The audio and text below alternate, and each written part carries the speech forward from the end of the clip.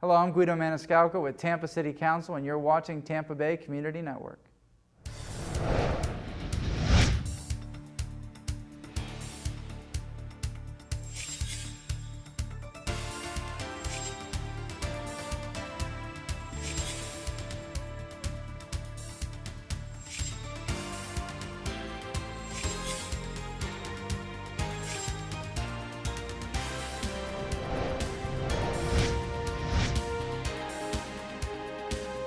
Hi, I'm Bill Hodges, and this is Spotlight on Government. And today we have one of the Tampa City Council people with us, Guido Maniscalco.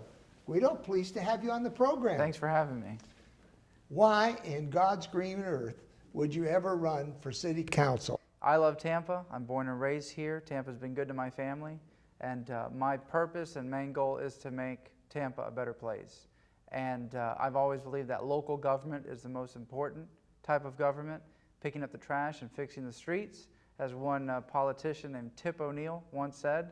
And I've always believed in that, and I wanted to give back to the community in the best way possible, and City Council was the path to choose. You have a background, I understand, where your mother was Italian, your father was Cuban? No, my mother was born in Cuba. I reversed it. No, daughter of an Italian who immigrated to Cuba I see. Okay. From Italy.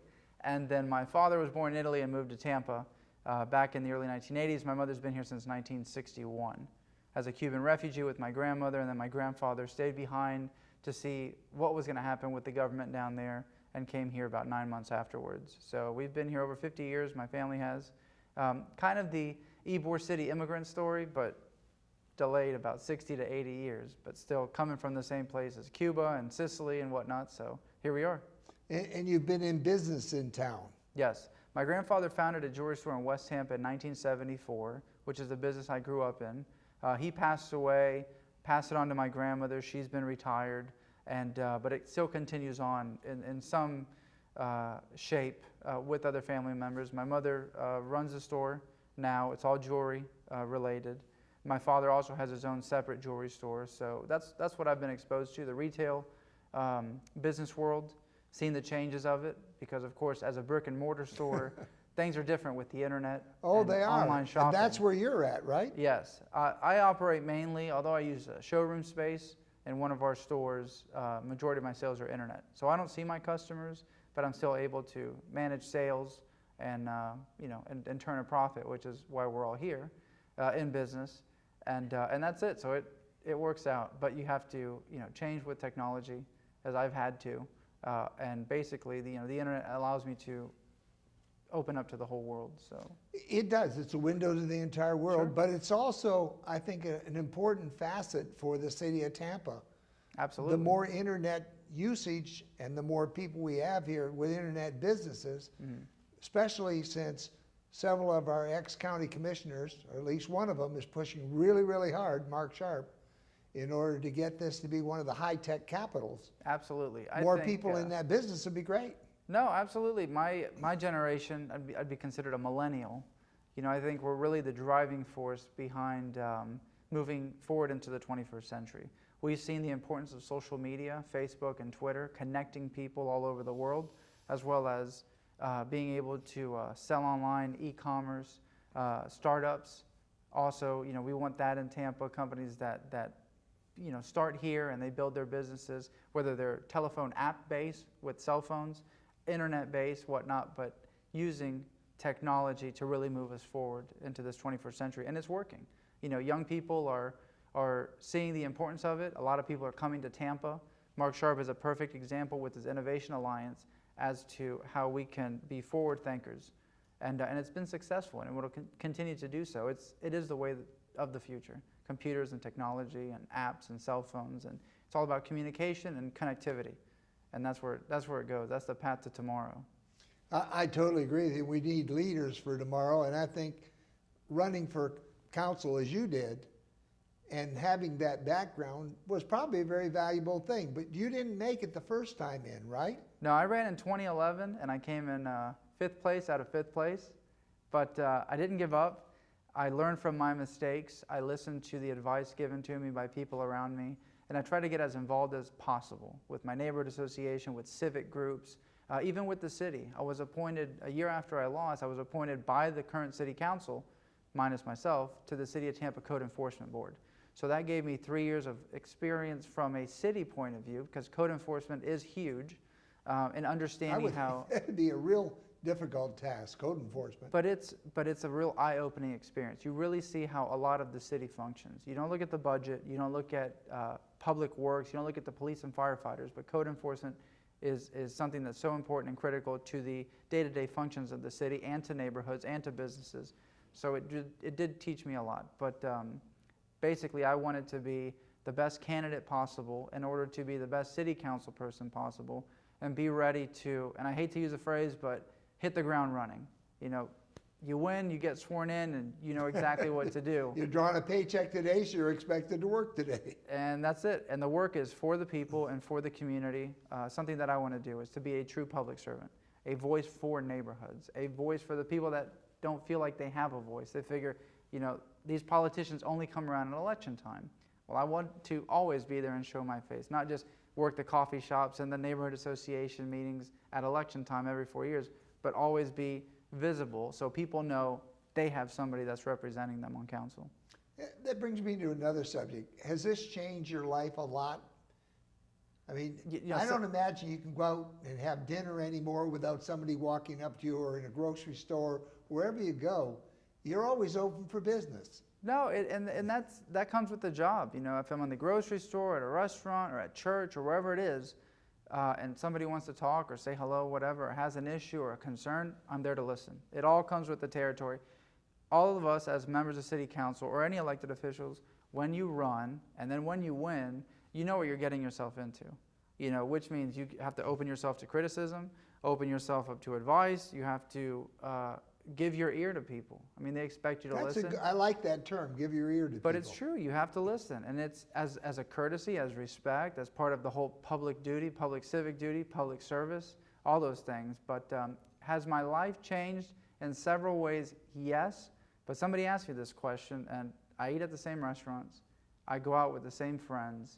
You know, nothing, you don't forget where you came from. It's not, if you do, you'll end up back there. Well, you know, I never liked, you know, don't let it go to your head is basically the phrase. And I'm just a regular person.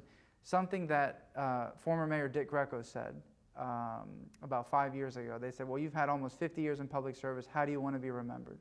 And here's a man who's had quite a career. And he said, name for him? Sure. But he said, I just want to be remembered as a nice guy. And I said, I think that's the most humble answer I've ever heard. And basically it. I want to be a nice guy that listens to people, that does the work of the people, for the people.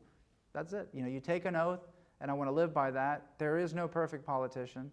I'm not perfect, nor do I want to be, but I want to do the best job possible. Because the people, by voting for me, instilled their faith and trust in me, and I don't want to lose that. That's important, because without trust, you really have nothing. And reputation is everything. So at the end of the day, I have to give my best effort at serving the community, and that's what I want to do. Sounds like an important goal to me. But I think it's noble, I think it's good, and it's the right thing to do. One of the difficult things I see with political office, it doesn't matter what level, everything you say is being recorded. Everything you say is being parsed. If you believe something today and you change your mind tomorrow, somebody will say you're a flip-flopper. The way to handle that, you know, I mean, because it's okay to change your mind if you have a reason to do so. Exactly. There you go. I'll say, well, I oppose this because I think this would be a better idea. Not just to say, I voted no because I voted no, or because I'm stubborn and I voted no, or because for personal reasons or political reasons I voted no. At the end of the day, I want to go to bed with a clear conscience, knowing that I did the right thing and sleep at night. And that's it. That's my goal for myself. Other than the mom and dad, do you have a family? No, not yet. One day. Shopping? We'll see. We'll see. So. I mean, we could put out a call here. No. But no, one day.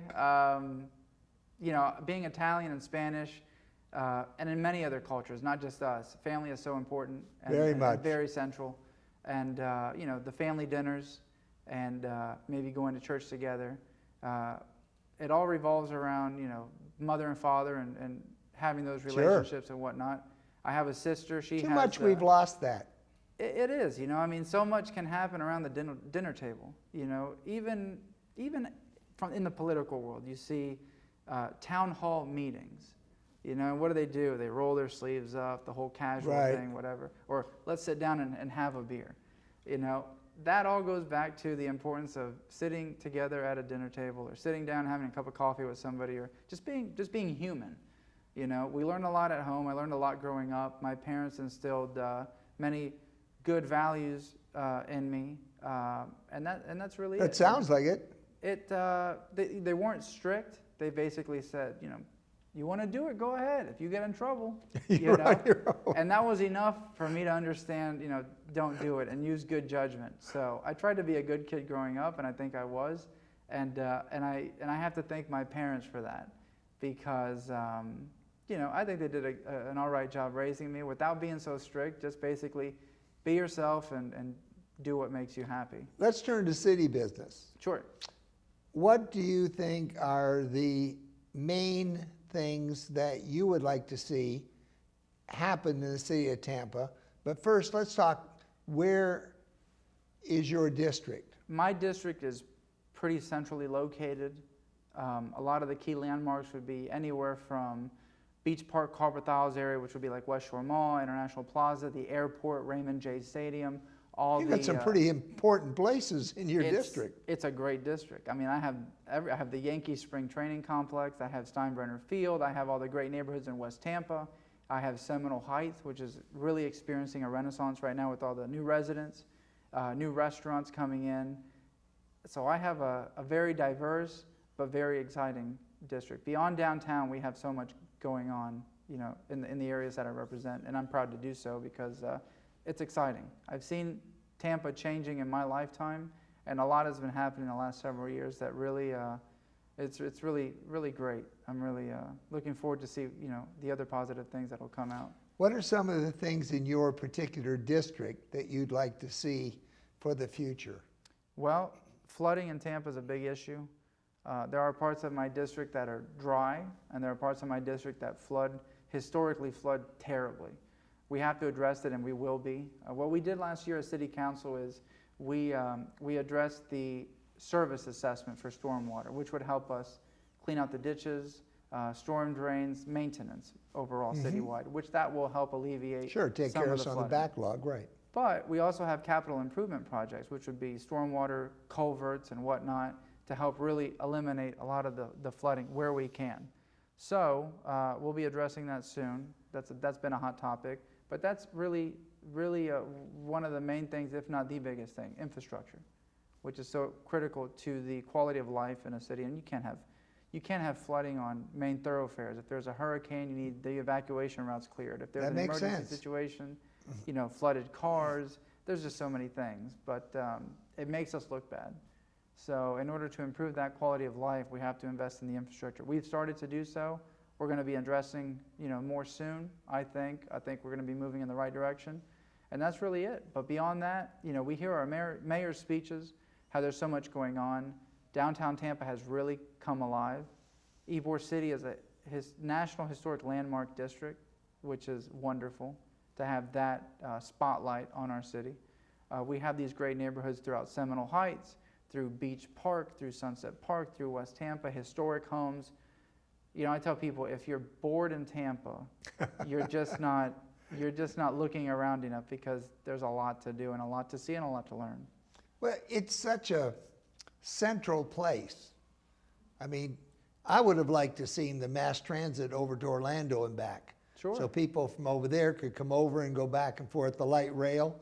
And I guess, truth be told, I'm a very big proponent of light rail.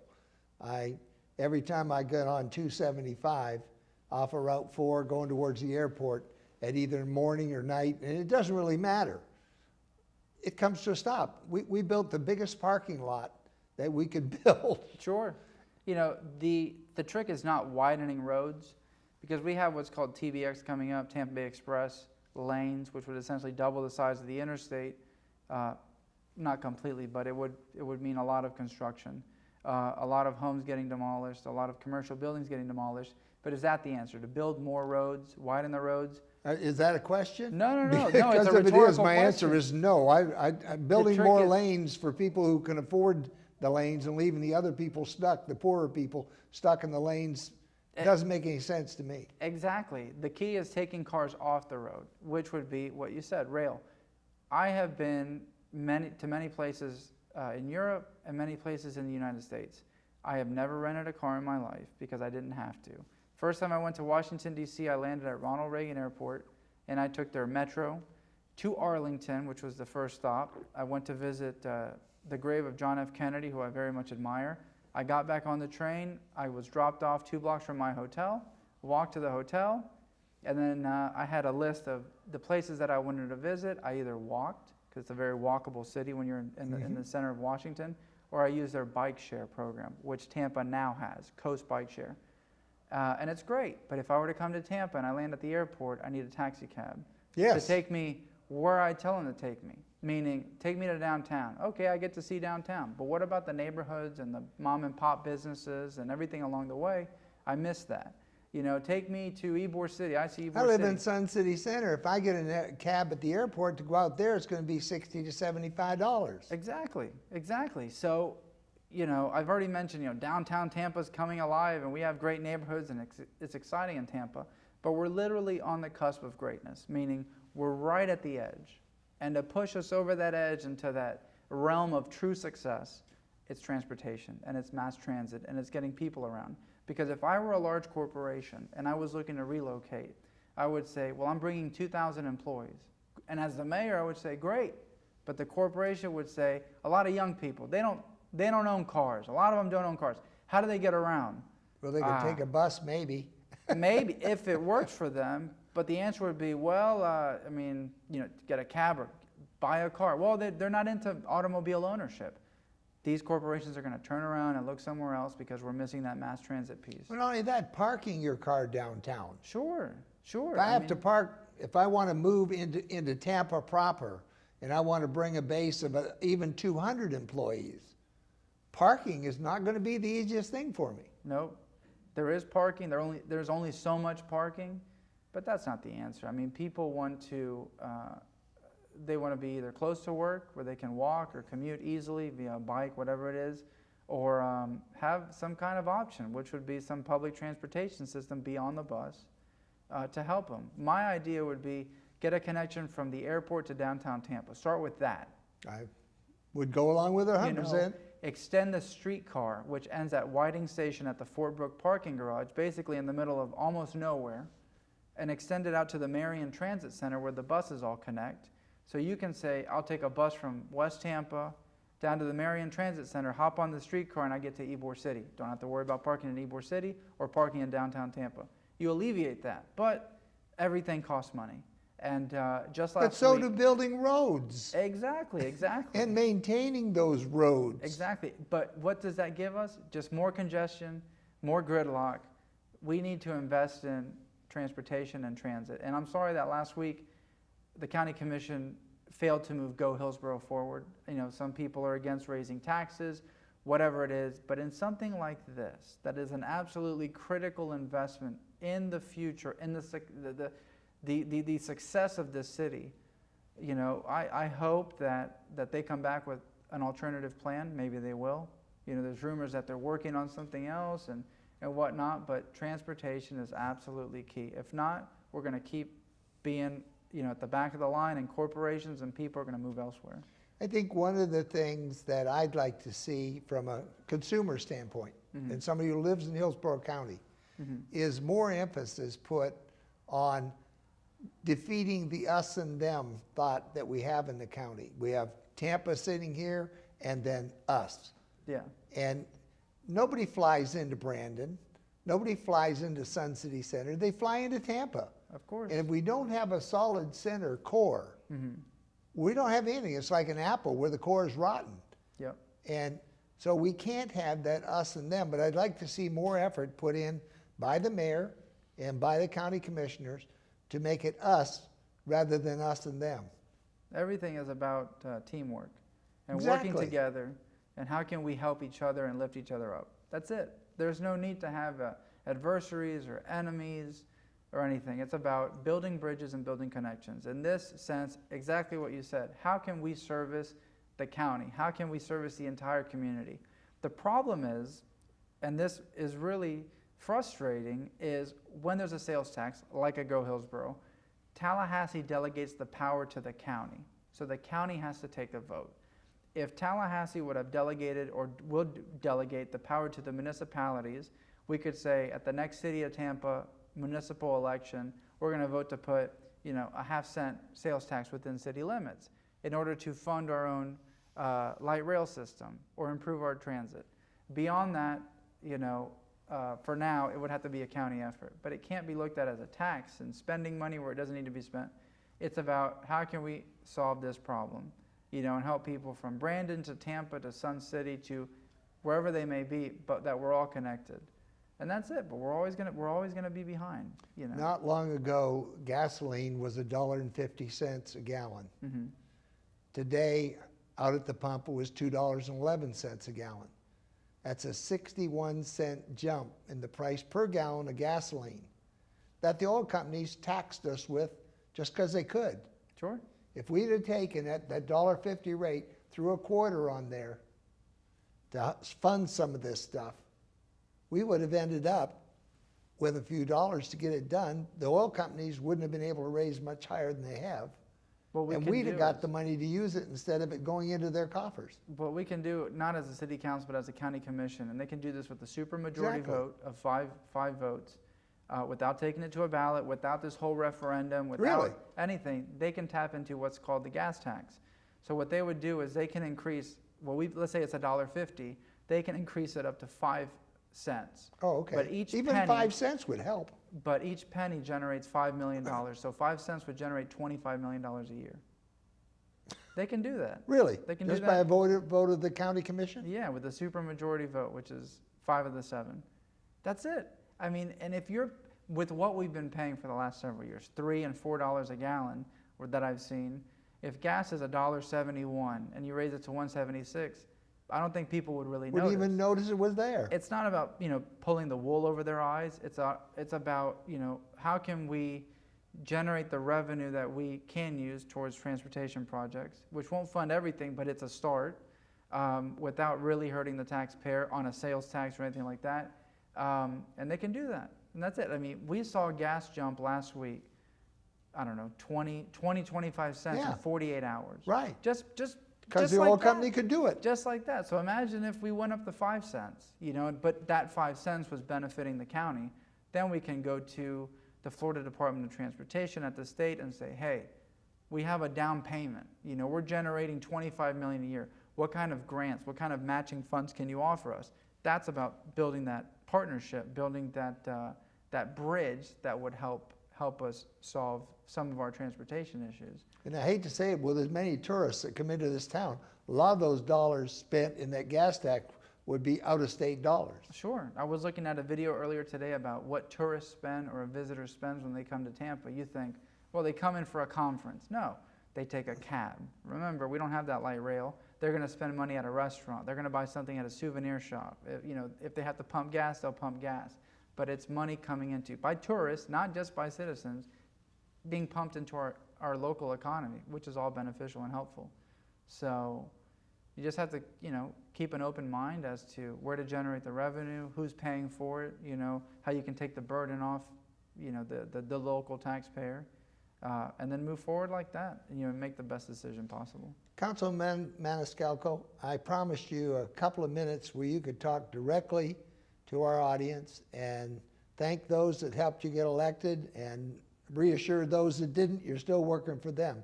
So would you like to take that minute now and talk to the people about your dreams and hopes for the city? Sure. So I thank all those that supported me and voted for me and allowed me this opportunity to serve you and this community. It is truly an honor every day to pull into City Hall, to answer phones, to go out to your neighborhood associations, to go out to ribbon cuttings, to go out to events, to listen to your concerns. It's important. It's what you hired me to do. And I'm here to work for you, and I won't let you down, because my goal is to be the best public servant that I can be. I've been given this opportunity by the voters to serve, and that's exactly what I want to do. And I want to do the best job possible and do what I think is right, but all the time listening to you.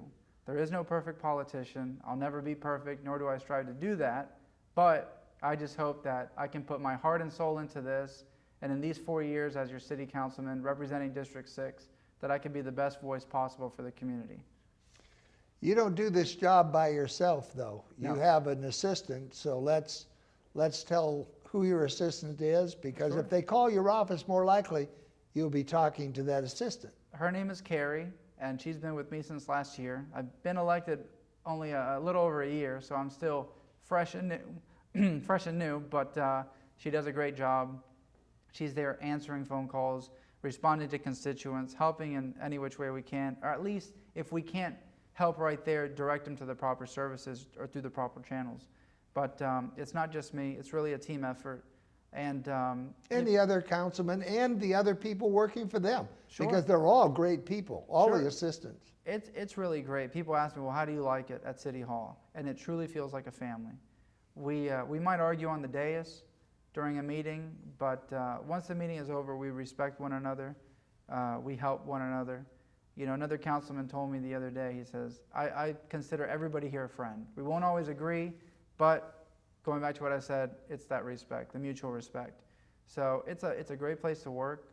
We have a great mayor who is really, truly passionate about the city. I believe it, you know, I believe the things that he says, and when he's out there, you can really... He really works hard. He does. I mean, I see things from this mayor that it's unbelievable, you know. I mean, if something happens in the middle of the night, he's there. You know, he is just working nonstop. How he does it, I don't know. But it shows that he's dedicated, and he takes his job seriously, and Tampa's been doing a lot of great things these last several years. And I'm glad to be a part of council now with all the excitement that's going on. I think we've been very lucky here in the city of Tampa with the mayors we've had, at least in my experience with them. Sure. We've had some very hardworking people in that job. Sure. And it's not an easy job. You don't please everyone. No. They're very good people. I've met Governor Martinez, Sandy Friedman, Dick Greco, Pam Iorio, and now Bob Buckhorn. They're all genuine people. Once you get to know them beyond the politics, they're good folks with good hearts that at the end of the day, they care about Tampa. I found that of most of the people running for office or in office, really, they work so hard and they take a lot of guff from a lot of people. Councilman, I want to thank you for being on the program. Sure. I'm Bill Hodges. This is Spotlight on Government. You're unique, you're special, and you're great. Tell yourself so often because you are, you know, and we'll see you on the next Spotlight on Government. And Councilman, let me thank you one more time for being with me. Sure. I appreciate what you do and what the city of Tampa does for this station. Thank you very much.